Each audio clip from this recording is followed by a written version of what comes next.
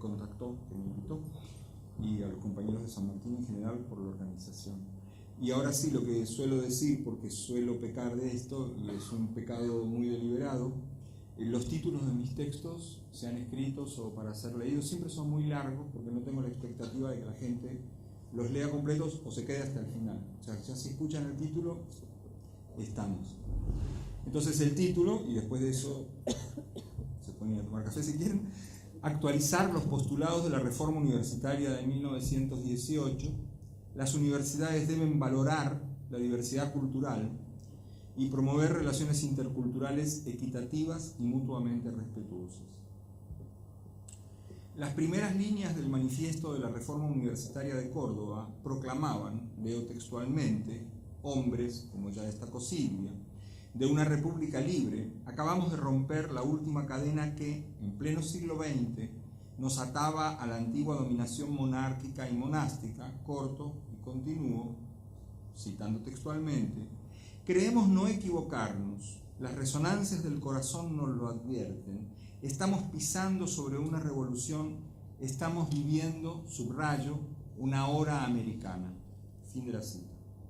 Desde luego, la visión de los dirigentes del movimiento de la Reforma acerca de qué era América y qué romper con la dominación monárquica no podía ir más allá del horizonte que la sociedad y las ideas de la época les marcaban. Muy lejos estábamos aún de que las ideas de reconocimiento y valoración y respeto a las diferencias culturales y de género alcanzaran el lugar que ocupan hoy en día en los imaginarios sociales y en las agendas de los movimientos sociales. No es accidental, sino una expresión de esa época, que entre los firmantes no hubiera mujeres, y que el manifiesto se dirigiera a hombres, esto es significativo, independientemente de todo lo que pueda aducirse respecto del uso del género masculino al formar plurales en lengua castellana. Pero en esta oportunidad no enfocaré en los aspectos de género, sino en otros que mencionaré en breve. Desde luego, para la época, tampoco se había desarrollado una clara conciencia de que la impronta colonial perdura más allá del rompimiento de relaciones de sujeción política e institucional entre colonias y metrópolis, que ésta pervive en los imaginarios y proyectos de quienes proclaman la independencia, que continúa actualizándose a través de diversas instituciones y prácticas sociales. La universidad y las prácticas académicas son ejemplo de esto. Por limitaciones de tiempo, no abundaré en el análisis de cómo esos mecanismos continúan operando. En cambio, me concentraré solamente en argumentar acerca de la necesidad histórica de actualizar uno de los postulados centrales de la Reforma del 18. Me refiero particularmente a la necesidad de actualizar la pretensión de romper con la dominación monárquica en términos de lo que entonces se enunciaba como estar viviendo una hora americana.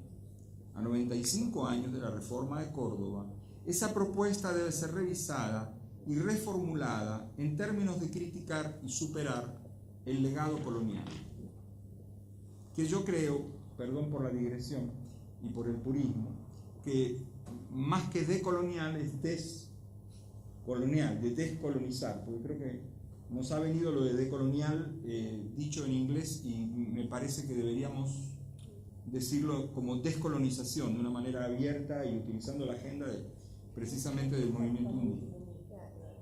No es, pero por eso mismo justamente es que yo prefiero decir descolonizar, y tiene que ver con el tono de la intervención, que trata de seguir ciertos lineamientos instilados, si se quiere, por los movimientos indígenas. Diversidad cultural e interculturalidad con equidad. Lo que en 1918 aparentemente no era siquiera pensable, y menos aún susceptible de ser incluido en un programa de acción, hoy es inexcusablemente imperativo. Las universidades deben valorar la diversidad cultural y promover relaciones interculturales equitativas y mutuamente respetuosas, tanto en su seno como en la sociedad. No es suficiente con que las universidades incluyan personas indígenas y afrodescendientes, en tanto estudiantes, docentes y funcionarios, dentro de su vieja institucionalidad, que es expresión viva del legado colonial. Esta meta constituye una aspiración y demanda legítima que resulta consistente con los derechos consagrados tanto en las constituciones nacionales de casi todos los países latinoamericanos como en los convenios y tratados internacionales suscritos por la mayoría de estos países, que son explícita y constitucionalmente de obligatorio cumplimiento. Esto está en las constituciones de 14 países latinoamericanos, Argentina incluida, y apunta particularmente al convenio 169 de la OIT, de la Organización Internacional del Trabajo. Si bien legítima y aún pendiente de ser satisfecha, esta meta no es suficiente. Me refiero a la de incluir individuos dentro de la vieja institucionalidad. Para superar el legado colonial, las universidades deben reformarse a sí mismas para ser más pertinentes con la diversidad cultural propia de la historia y el presente de las sociedades de las que forman parte.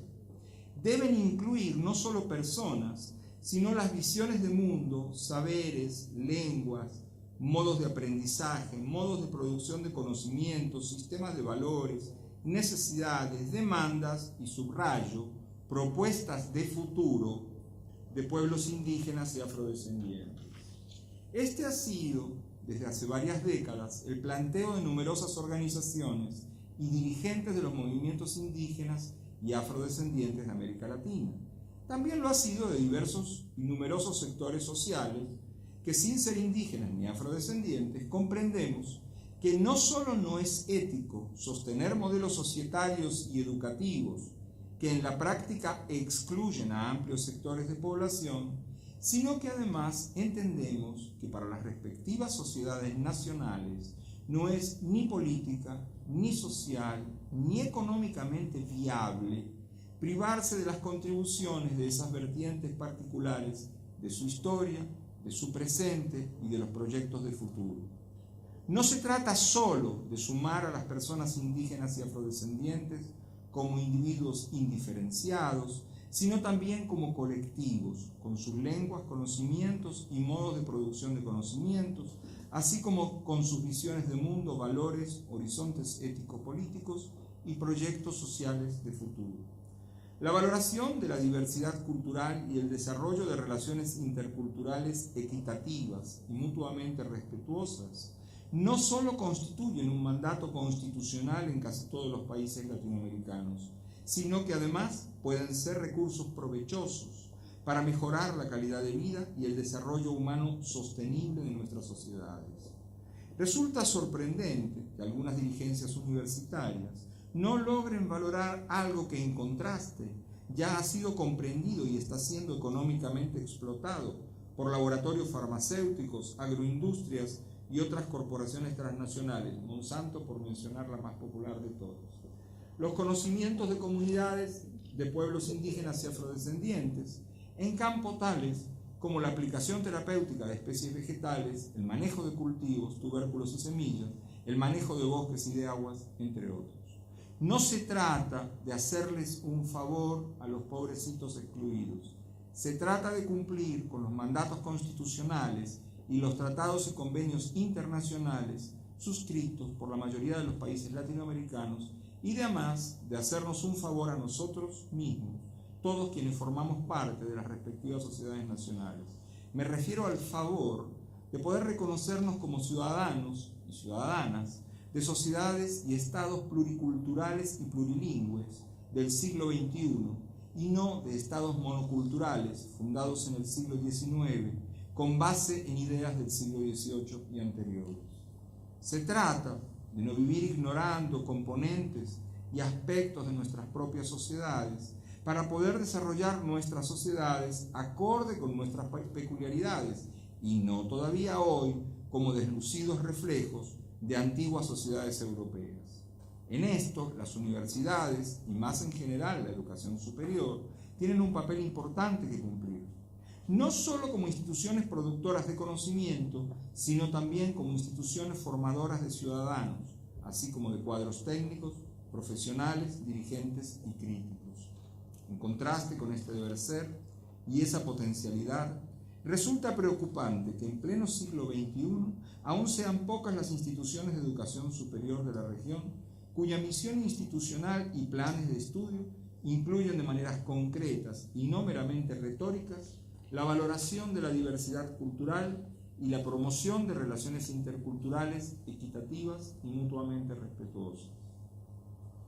Esta situación resulta más preocupante aún si se piensa que las instituciones de educación superior deberían jugar papeles de avanzada de las transformaciones sociales y resulta que la mayoría está a la saga de las constituciones nacionales de los respectivos países y de los instrumentos internacionales vigentes y suscritos por los respectivos estados, como por ejemplo la Convención Internacional para la Eliminación de todas las formas de discriminación racial, la Convención Internacional sobre Derechos Económicos, Sociales y Culturales, el Convenio 169 del OIT, la Declaración de las Naciones Unidas sobre Derechos de las Personas pertenecientes a minorías étnicas, religiosas y lingüísticas, la Declaración Universal de la UNESCO sobre Diversidad Cultural, la Convención de la UNESCO sobre la Protección y Promoción de la Diversidad Cultural, la Declaratoria de Naciones Unidas de la Segunda Década de los Pueblos Indígenas 2005-2015 y de la Declaración Universal sobre los Derechos de los Pueblos Indígenas.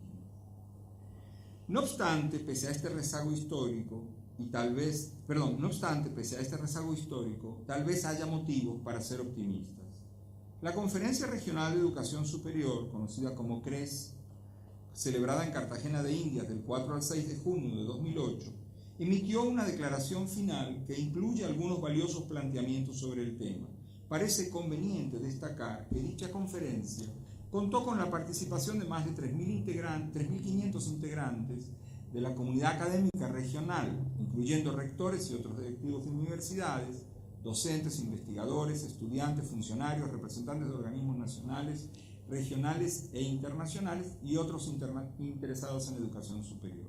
En concreto, en el acápite C3 de la declaración de la CRES, de la Conferencia Regional de Educación Superior del 2008, se sostiene, y leo textualmente: se deben promover la diversidad cultural y la interculturalidad en condiciones equitativas y mutuamente respetuosas. El reto no es solo incluir a indígenas, afrodescendientes y otras personas culturalmente diferenciadas en las instituciones tal cual existen en la actualidad, sino transformar a estas para que sean más pertinentes con la diversidad cultural. Es necesario incorporar el diálogo de saberes y el reconocimiento de la diversidad de valores y modos de aprendizaje como elementos centrales de las políticas, planes y programas del sector. Fin de este fragmento del acápite C3. Leo ahora un fragmento del acápite D4 de la declaración final de la CRES. Esto está disponible en internet. Ahora hago referencia a una página web en particular. Leo textualmente, son solo 3 líneas. La educación superior en todos los ámbitos de su quehacer debe reafirmar y fortalecer el carácter pluricultural, multiétnico y multilingüe de nuestros países y de nuestra región. Fin de la cita. La página, bueno, ahora lo voy a pasar eso. Más reciente, en mayo de 2012, el Instituto Internacional de la UNESCO para la Educación Superior en América Latina y el Caribe convocó a la realización del Taller Regional de Políticas de Educación Superior y Pueblos Indígenas y Afrodescendientes en América Latina y el Caribe. Este taller reunió a 34 representantes de 12 países latinoamericanos y sesionó en la Universidad de Panamá en mayo del 2012. Como resultado del mismo, sus participantes, yo participé de ese taller, de hecho, en mi doble carácter de investigador de CONICET y profesor de UNTREF, también director de este proyecto de UNESCO sobre diversidad cultural e interculturalidad, me tocó organizar ese taller.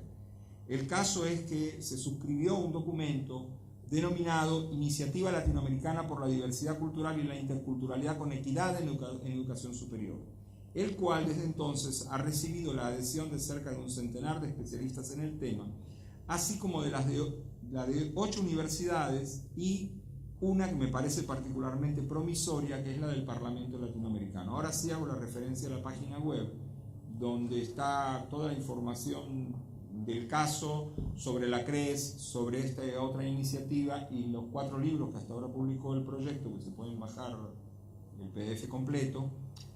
Como no podemos proyectarlo, es www.unesco.org.ve, el sufijo de Venezuela en internet, porque este es el Instituto de la UNESCO de Educación Superior que tiene su sede en Caracas.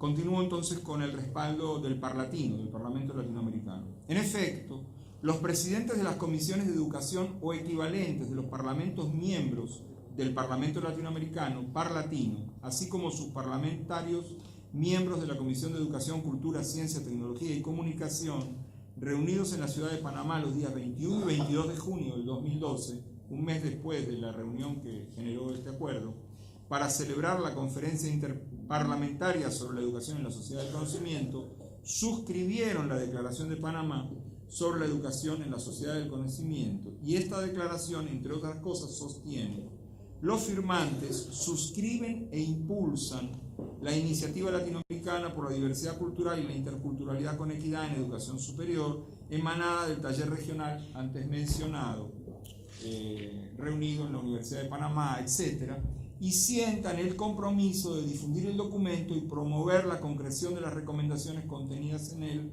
en sus respectivos países. Esto compromete a nuestros parlamentos, no es mucho lo que han hecho desde entonces, pero han tenido solo un año. Vamos a ponernos optimistas.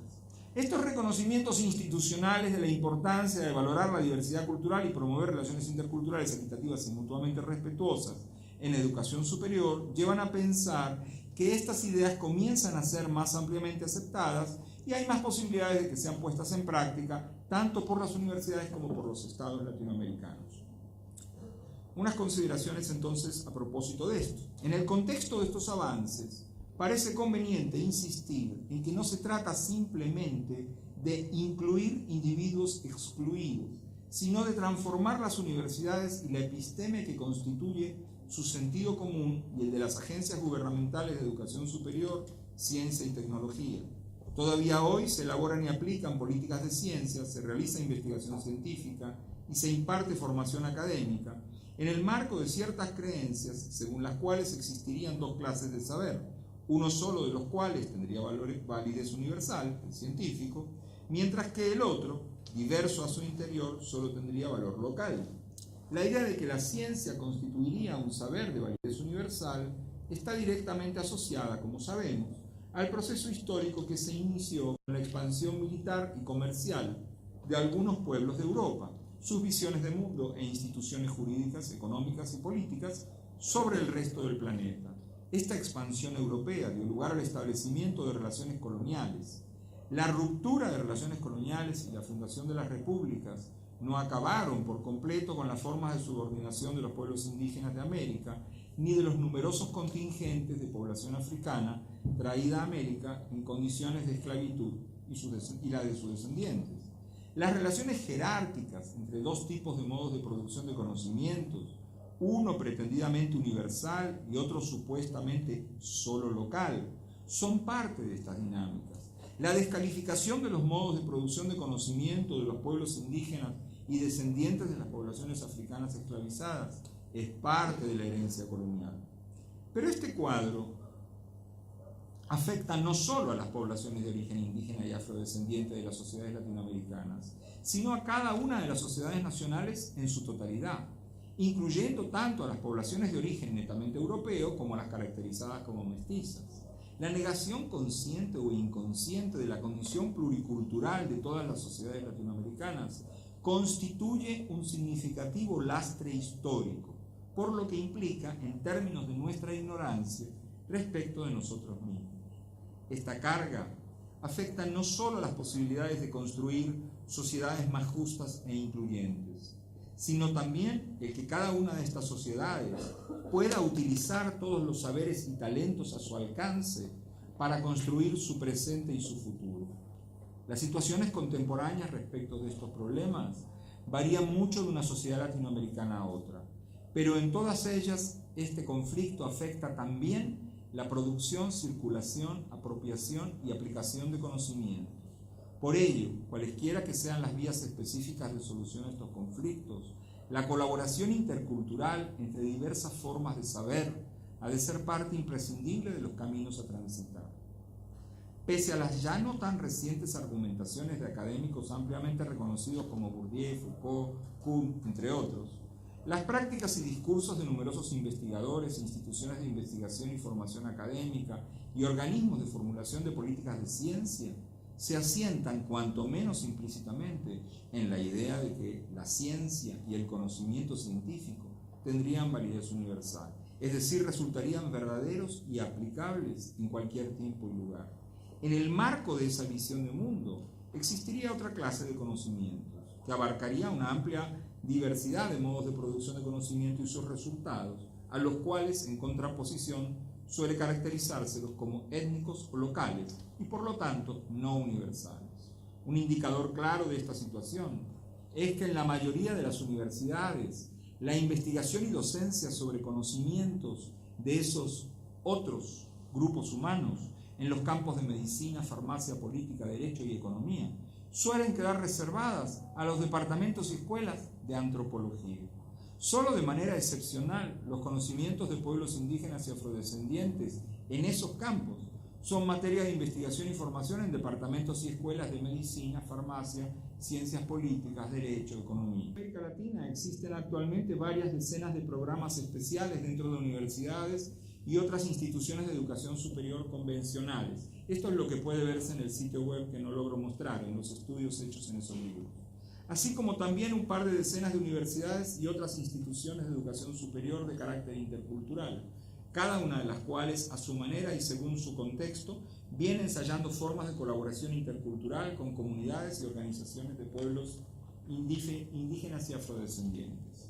Desde 2007, el proyecto Diversidad Cultural e Interculturalidad en Educación Superior de la UNESCO ha venido documentando estas experiencias. Esos son los libros. Lo que me queda para terminar es compartir con ustedes los principales logros y los principales problemas de este centenar de programas, aunque nosotros solo hemos estudiado en particular 40.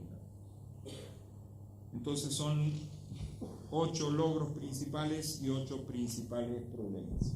Los principales logros. Estos programas especiales dentro de universidades convencionales, o bien universidades indígenas y o interculturales, según los casos. 1. Mejoran las posibilidades de que individuos indígenas y afrodescendientes accedan a oportunidades de educación superior y culminen exitosamente sus estudios. 2. Ajustan su oferta educativa a necesidades, demandas y proyectos de las comunidades y la relacionan con oportunidades locales y regionales de empleo, generación de iniciativas productivas y servicio a la comunidad. 3. Desarrollan modalidades participativas de aprendizaje centradas en la investigación aplicada. 4. Integran aprendizaje, investigación y servicio a las comunidades. 5. Integran diversos tipos de saberes y modos de producción de conocimiento. 6.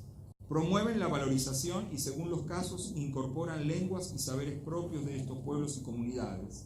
Contribuyen proactivamente a su fortalecimiento y realizan investigación sobre ellos. 7. Desarrollan docencia e investigación orientados por criterios de valoración de la diversidad cultural, interculturalidad, equidad, gobernabilidad democrática, desarrollo humano y sostenible. 8. Forman egresados que contribuyen al desarrollo sostenible local y regional y al mejoramiento de la calidad de vida de sus comunidades. Los problemas más frecuentes que enfrentan o confrontan estos programas e instituciones particulares.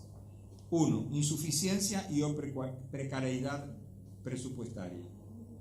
Actitudes de discriminación racial por parte de funcionarios públicos y diversos sectores de población que afectan el desarrollo de sus actividades.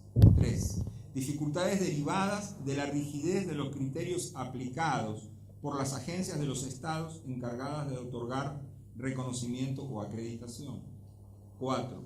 Obstáculos institucionales administrativos derivados de la rigidez de procedimientos, lo cual afecta a la ejecución de sus planes y actividades. 5. Obstáculos institucionales académicos derivados de la rigidez de procedimientos de las instituciones convencionales dentro de los cuales están estos programas especiales. 6. Dificultades para conseguir docentes y otro personal con adecuada sensibilidad y recursos personales y técnicos para el trabajo intercultural. 7. Dificultades económicas de los estudiantes para poder dedicarse más y mejor a su formación. 8. Insuficiencia de becas. Muchas gracias.